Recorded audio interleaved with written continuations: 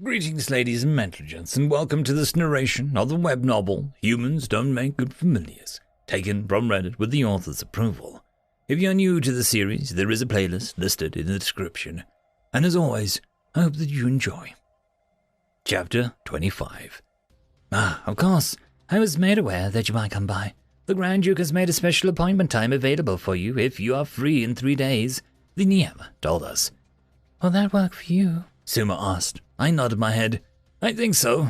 I mean, you can freeze time or whatever when you summon me, so I'm really free, always. I said, jokingly. I saw the other Niema's face when I started talking, but she didn't speak up or anything. She just looked very surprised. Suma looked confused for a moment. I don't freeze time when I summon you. I was taken aback at this extremely shocked. What are you talking about? Every time you summon me and then put me back, I end up at the exact moment I left. Of course, you're freezing time. I let my words hang in the air for a moment, and the room felt unnaturally still as I waited for her answer. A wait that spanned an eternity of mere seconds. I have no idea what you're talking about, Jake. I absolutely have no way to stop time. No one does. It's impossible. Suma shifted to my shoulder uncomfortably. But I do believe you. You believe me? I asked. But you said that it was impossible. You're basically the walking definition of impossible, Jake. There is so much that we don't know about you and your abilities.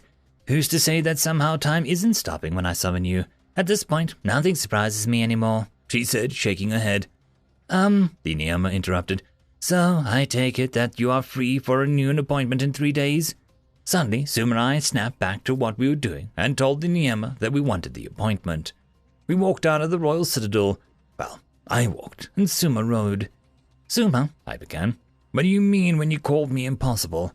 You have incredible strength, a forgiving heart, impossible levels of life force, and you have the ability to produce magic from your body at the same time as you manipulate the magic in the air. If you had any control or education in it, even the slightest bit, you would be a court-level mage, Suma explained. Okay, but what did you mean when you said that there was stuff that you didn't know about me? The only thing I can think about is what happened in the Grand Sanctum, I said. You remember, right? That fire guy? Yes, I remember. And while that is one of them, perhaps even the biggest one, I didn't mean only that, Suma said. What else don't we know? I wondered. Well, there are quite a few things, really. By a being born without magic suddenly develops into a prodigy, how you are able to understand me and the rest of my kind, despite never learning the language. And of course, there are things like your magical attributes and other things that are a bit easier to find out, Suma said. Well, why don't we start out by finding out what we can? Begin with the simple stuff, I suggested.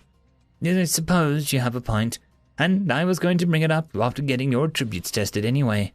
Suma started letting her thought trail off. With a jolt, snapped back to the start explain. Oh, right, attributes is... I cut her off. Actually, I've read about manga and watched enough anime to know that much at least. An attribute is basically what I'll be most gifted in, I said. Yes? Exactly, Suma said. For a moment, she had a look on her face that she wanted to ask a question, but she never did. So, what are we starting with? I asked. Finding out that your attribute will be the easiest, but we will have to purchase the time slot with the equipment for the Grand Sanctum, she said. Alternatively, we could go to the city's library and try to find the materials about what we saw in the Grand Sanctum. What will they charge us for the time slot? I questioned.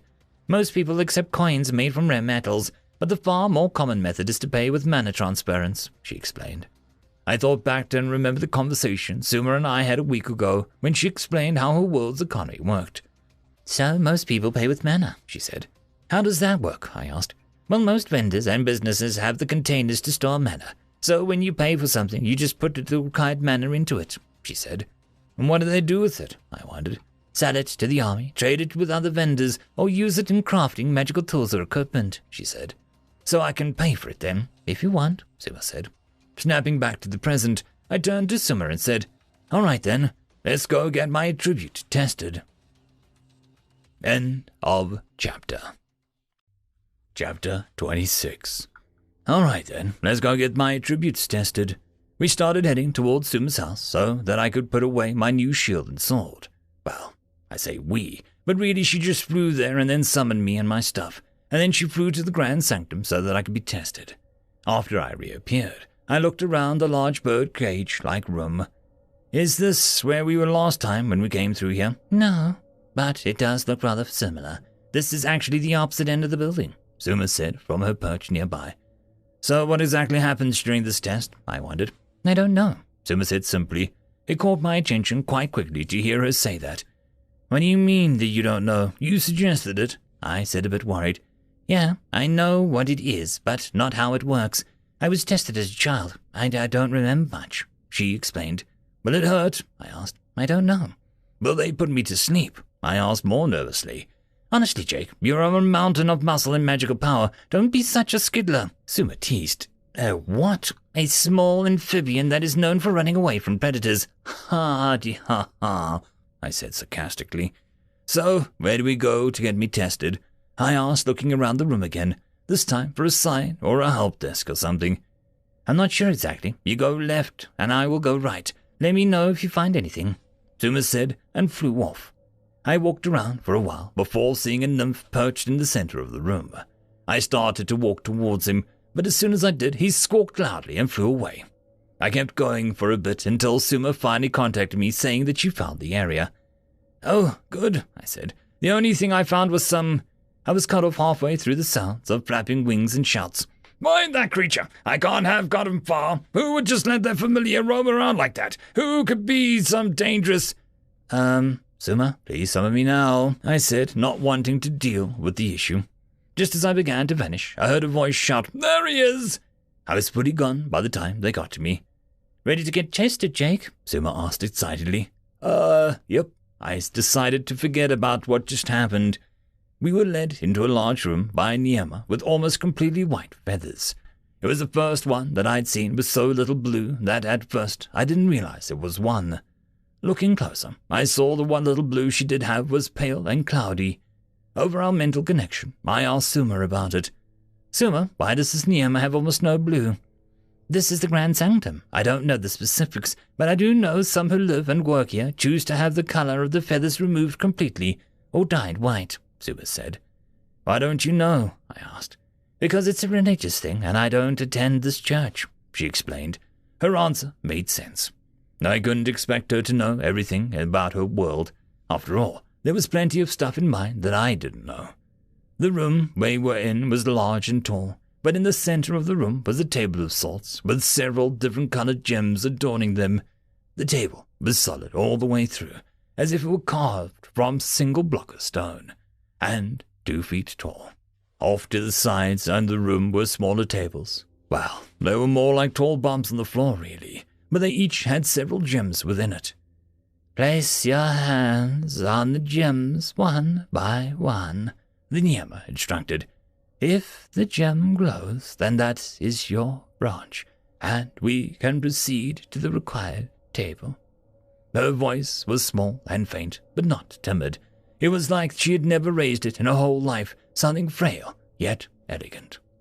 I placed my hands on the first 2 gems, but the Niema clarified that she meant place both hands on a single gem. I apologized and moved my left hand over to the gem my right hand was on. I waited for a moment, but it didn't glow, and the Niema said that I should move on to the next one. I repeated this process for every gem on the table, until there was only a single one left. I guess that's my tribute, I said, placing my hand on the gem and turning to the Niema. The Niema averted her gaze as if to hide her face, and quietly said, You have my deepest sympathies. I am so sorry.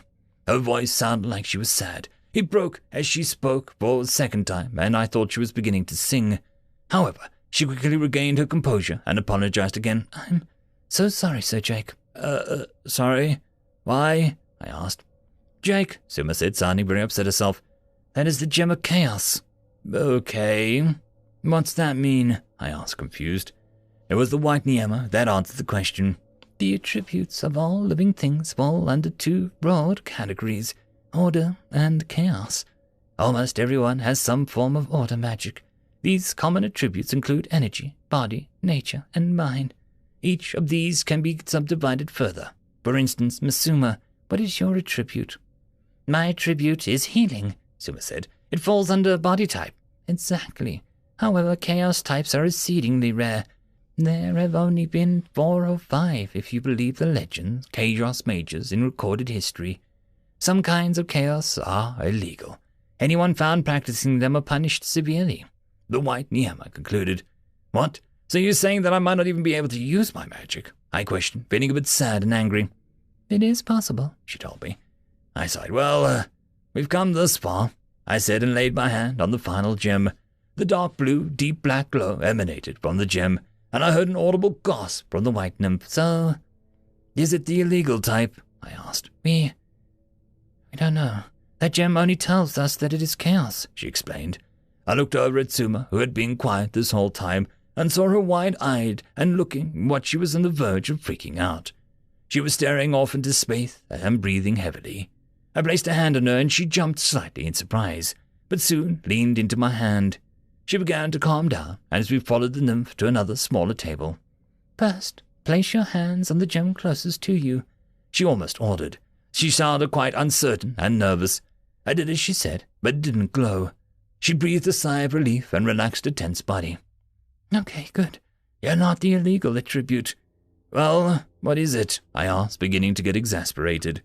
Place your hands on the gem directly to the left of the one you touched, she said, more relaxed. I did, and the gem glowed a navy blue. So, what kind is it? End of chapter. This is a special thank you to the one, the only, the legendary Eric Hino, who has become the only Tier 6 patron. I just want to thank the T5 patrons and channel members. Bob the Dragon, Cam Maxwell, Casper Arnholtz, Estrella the Dreamer, Tryagain95, Puric Yol, Meridian117, Alithia, Jordan Bucksbaum, Angry Marine, Albard and Gusta, and Barkey. Thank you very much. And that, my friends, concludes this video. I hope that you enjoyed. There are links down below, both to support this channel and for the author of this fiction. Anyways, I hope you all have a fantastic one, and I'll see you next time. Cheers.